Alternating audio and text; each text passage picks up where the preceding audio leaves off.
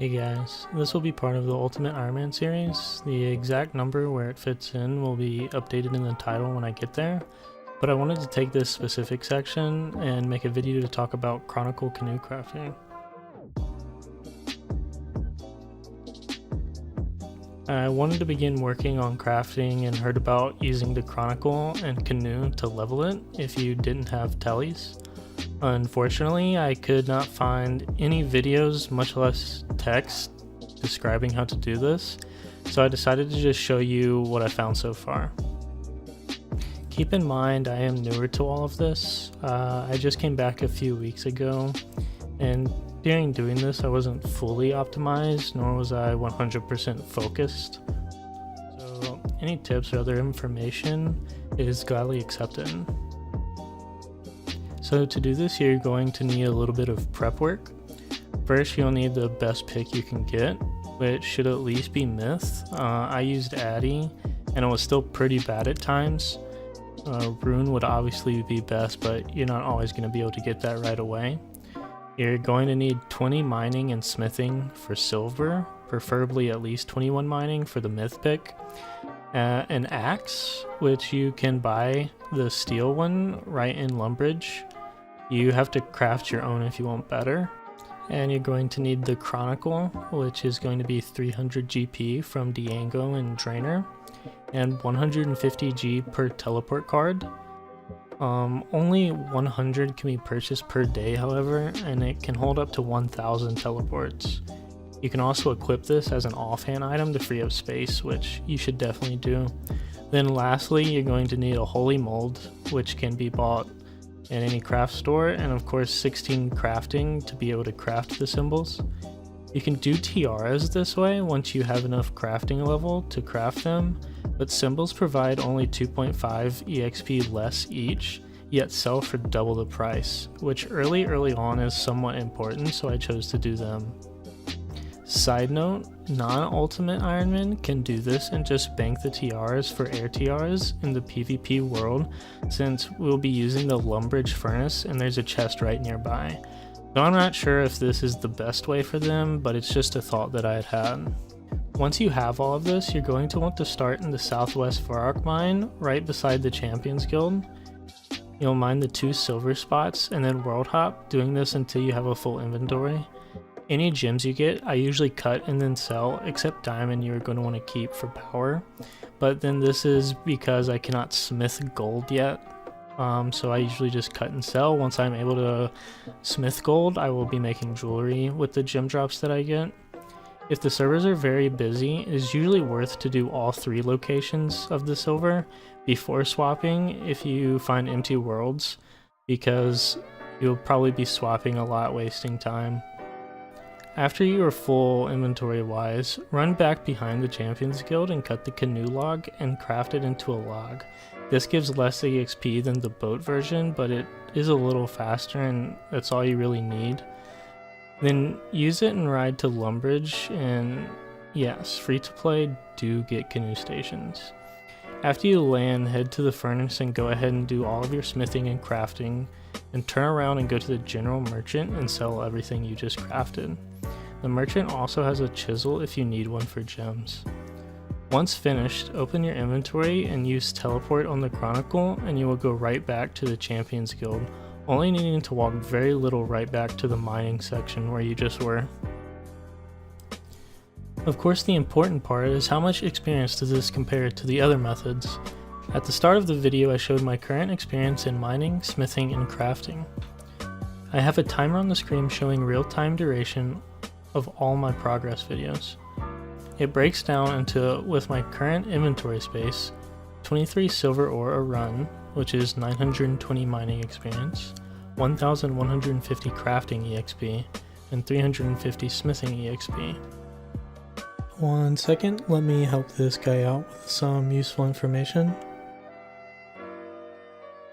Anyways, it took an average of 3 minutes and 45 seconds to do a rotation excluding the mining, meaning running to the canoe, using it, crafting, selling, and running back to the mine took around 3 minutes and 45 seconds. For the mining part, Comes down to a few things, such as if you're ticking, which I didn't because I don't have the Christmas event hat, and depending on the pick that you're using as well as mining level. Sometimes it took me 2.5 minutes to mine an inventory, and sometimes it took me 4 minutes. By the end of my hour, I had earned 9,200 crafting EXP, 7,360 mining EXP, with like 10 extra ore mined as the hour ended, so more around 7,760, and 2,520 smithing EXP. This totaled to 8 runs. Once I broke it down further, I found I spent 30 minutes mining and 30 minutes traveling and crafting, perfectly split between the two. I do believe a 9th run could have been completed if I was focusing better and did not encounter so many busy worlds. A 9th run would have put me just over 10k an hour. If you actually mine with a rune pick or ticking it, you might even be able to get a 10th or 11th run in, totaling to 11.5k to 12.650k EXP an hour. But I'm unsure of this at the moment due to limited equipment. To do 11 runs, you'd have to spend an average of 1 minute and 40 seconds mining to full inventory, with the 3 minutes and 45 seconds average travel time, but 23 pieces goes by pretty fast when you're doing proper EHP methods. I will definitely be revisiting this one once I get to that point. Actually thinking about it, it's possible you could even hit 13k EXP an hour, but this would be quite difficult. How does this compare to other methods? I'm not fully sure yet, but I would love to hear some ideas. So nonetheless, you should at least plan on making a little over 9k EXP an hour here easily, with the possibility of getting closer to 13k EXP an hour. Speaking of other methods, before I knew about this one, I did Kharid mining to Kharid furnace back and forth, and decided to do one run during this video to kind of show what this is like in case people are curious or want a more simple, less costly option for crafting. However, it is less EXP per hour for sure. The good news is the mine in Kharid is almost always 100% open silver-wise across many worlds, making it more consistent in those means. It has the same exact concept mining time-wise, however the time travel will average 40 to 45 seconds slower, but you earn 150 GP more doing this run due to not having to buy teleport cards for each one. So it is slower, but not as much as you would think. I'll have time links in the video description to allow you to skip to very specific moments during the video, such as the Kharid mining and other things. If anyone has any issues with any of the information during this video, please feel free to let me know. I do this for fun and love stats and tactics, and I'm really looking forward to trying out more things as they become accessible to me. Thank you for watching and hope you enjoyed. I'm going to let the video continue playing out, and thank you.